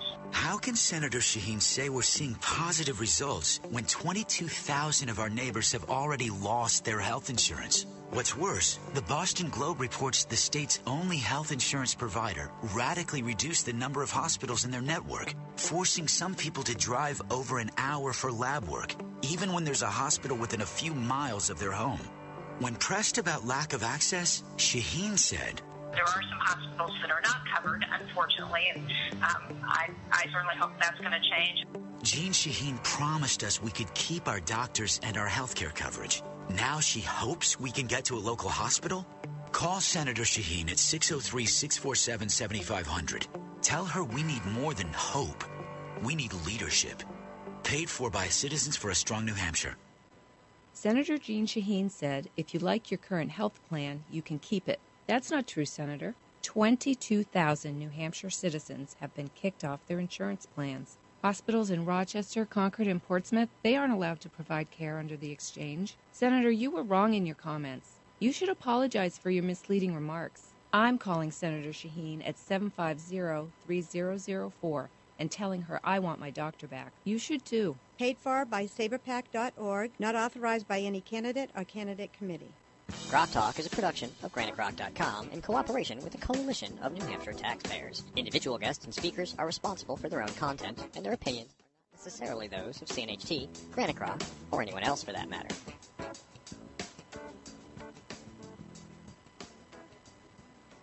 GrokTalk.